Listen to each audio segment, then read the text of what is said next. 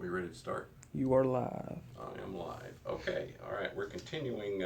We had the previous recorder stopped all of a sudden on the top of page 26 as we were reading those three phrases at the top. And now we are continuing that lecture. We're continuing to review lesson 3. And I am reading to you the Hebrew, and you are to follow along with me in the textbook, the Hebrew phrases. So I'll be reading the Hebrew and translating. So we'll continue that, and we'll continue through the review of what we covered last week. And I'm doing it on purpose because it's very important to get started, especially before we get into lessons 4 and 5, which are a lot more exhaustive. So let's continue. So reading the first phrase at the bottom of page 26, Ha'ashir, Deborah, Aisha. Okay, so as the woman had said, notice Ha'ashir is as, or, then you have Deborah. Notice the ending of that verb is paid. The paid ending indicates that the female is speaking, so that places the verb in the feminine gender. So it's Devar, and then you have the subject coming in after the verb, which is Ha'isha. And as we talked about, Ha'ish is the man, and Ha'isha is the woman. Just as a side note, when you're later on, we'll get into Genesis chapter 1, 2, and 3 in the Hebrew text, and I think you'll find the use of Ish and Isha and Haya,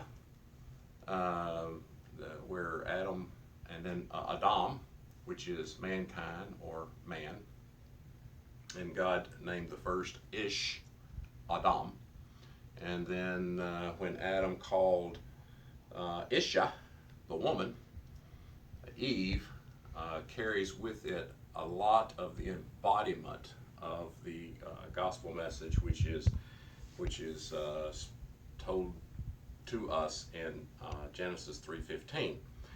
So I just wanted to whet your appetite there. We'll get into that in a few weeks. But there's a strong gospel message there in the first 3 chapters of the book of Genesis. All right, the next phrase is Vadavir, Elav. Elav. Now pay attention to this one. Notice I pronounce the first syllable va. Va. Notice the schwa underneath the yod.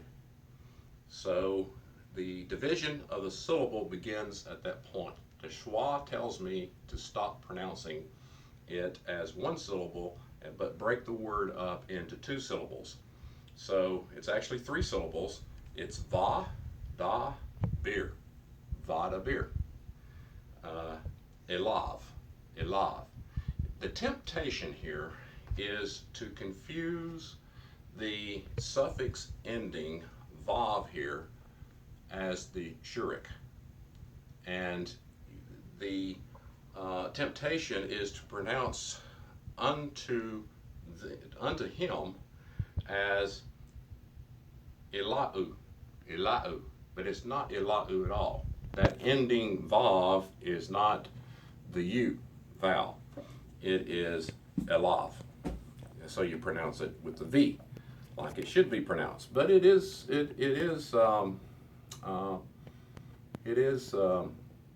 tempting sometimes to pronounce that as the shurik, and we shouldn't. I guess that almost sounds poetic, doesn't it? Okay, but anyway. All right, the last phrase is Vayishma Hanavi. All right, we already know that Hanavi is the prophet. I won't belabor that point. But Shema means to listen, and the prophet listened. And you'll start picking up on, in a subtle way, the way the author introduces it, is that where the emphasis or the change of the verb is in the prefix, he's changing tenses to the imperfect. Where the endings are on the suffix, then the tense is in the perfect tense. But